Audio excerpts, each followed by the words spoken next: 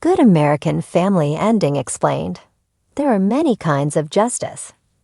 If you're looking for justice, especially the typical TV version of the concept, you're not going to get it from the finale of Good American Family.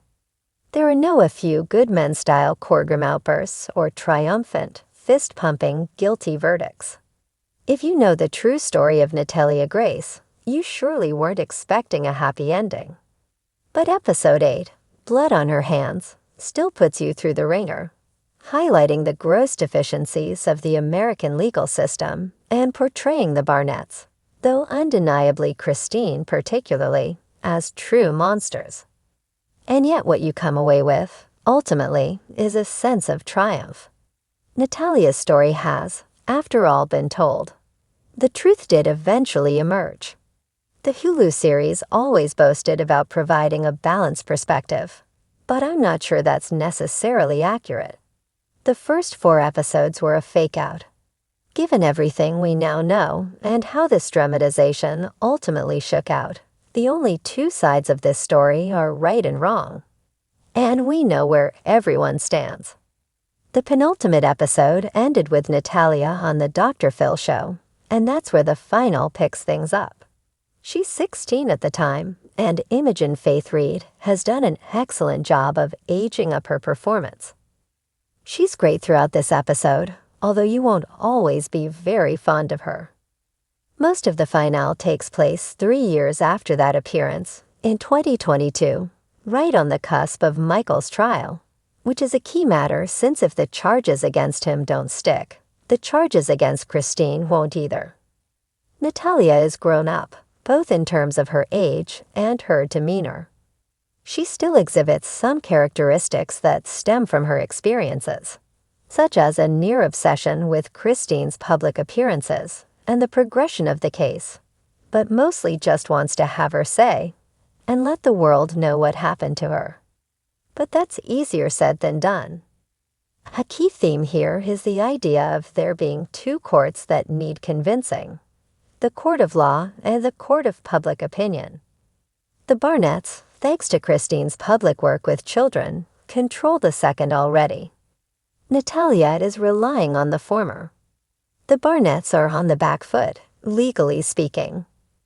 The more time elapses, the more damning the case becomes. Natalia has oodles of evidence and multiple witnesses prepared to testify on her behalf, many of them former acquaintances of Christine's who she alienated for one reason or another. It seems like nobody is prepared to vouch for the Barnett family. Their situation is only exacerbated when, at Natalia's urging, the state subpoenas Christine and Michael's Facebook messages, which contain tons of damning exchanges, even cavalier use of the M-word. It's a major development just a day before the trial commences, leaving Christine and Michael's legal team to freestyle a viable counterargument. But the general sentiment is very negative.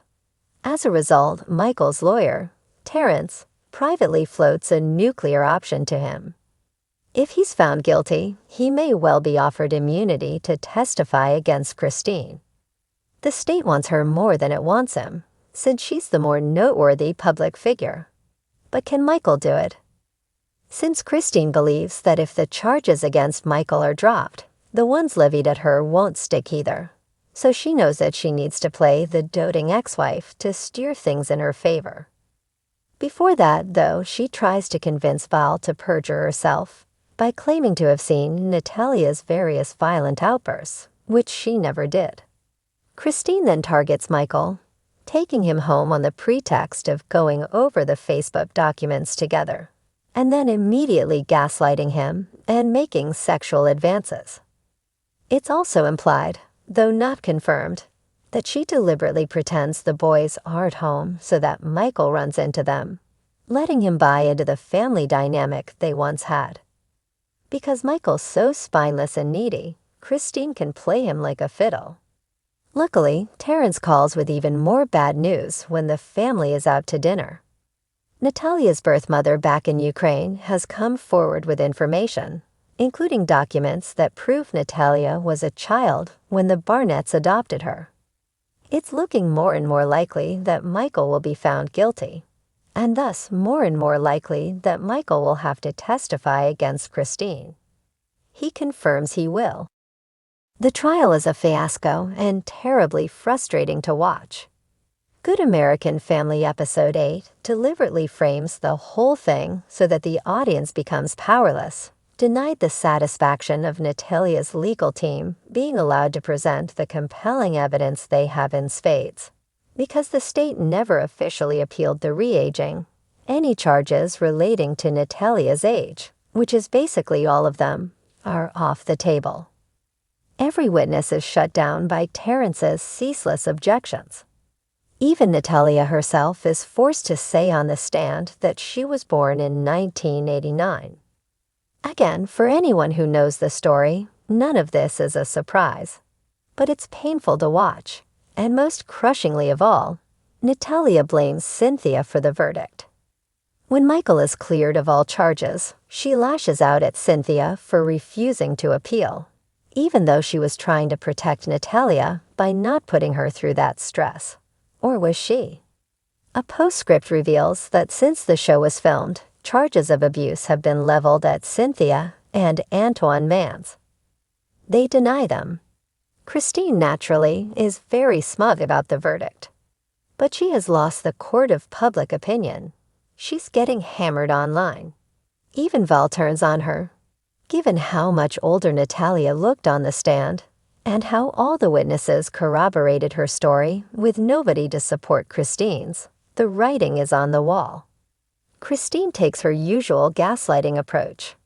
She leaves Val's place with Jacob, even subtle notes, like the fact that she tells Jacob not to tell his brothers that she prefers it when it's just him and her, lend credence to the idea that Christine's a psycho, and sets out for Michael's. On the way, Jacob tells her that he remembers what she did to Natalia. When Christine and Jacob arrive at Michael's, they find Natalia there. She had visited him in the hopes of being given some kind of explanation for what he did, but the simple answer is that he was a coward. Jacob apologizes to Natalia for not helping her and says that Christine made them scared of her. But she was just a kid. So was he. Michael asks Jacob if he'd like to stay, and he does. Christine is left alone, her only remaining ally the mother she can't stand. Is this justice? Of a kind, perhaps. When Natalia gets home, her siblings show her all the positive comments and support she's getting online, and she can't help but smile.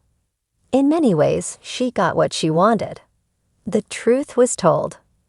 As if to confirm this, we learn after the episode that in 2024, Natalia received a U.S. passport restoring her original birth date of September 4, 2003. Christine still maintains her innocence. In the final pages of Good American Family, as the embers of political trials cool and fractured kinships ache to mend, readers are left with a quietly unsettling question. What does justice truly look like in America? The novel closes not with a gavel's bang or a dramatic exoneration, but with a muted acceptance, an acknowledgement that justice is not always about punishment or vindication. Sometimes it's about survival. Sometimes it's about reclaiming the self from the debris of ideology, from the whispers of fear, and from the distortions of loyalty. And sometimes it's not justice at all, but something more personal and intimate. Truth. The trial as a mirror. Set against the backdrop of the McCarthy era, Good American Family tracks the slow unraveling of Daniel's life. Once a proud newspaper editor, now branded a communist, dragged before the House Un-American Activities Committee and held up as a cautionary tale. The public trial is less about rooting out sedition and more about spectacle. The courtroom becomes a theater where the definition of American is decided not by laws but by appearances. By the end, Daniel doesn't get his name cleared in the way courtroom dramas usually promise. There is no fiery speech that sways the committee, no miraculous proof that absolves him. Instead, he walks out scared and humiliated, having refused to name names, choosing loyalty to principle over the comfort of redemption. His silence, once viewed as dangerous, becomes the novel's first signal of an alternative kind of justice: integrity. In a system where moral panic has replaced due process, Daniel's refusal to participate is a radical act. It's a justice that doesn't change laws, but preserves dignity. And in a society bent on conformity, that's no small victory.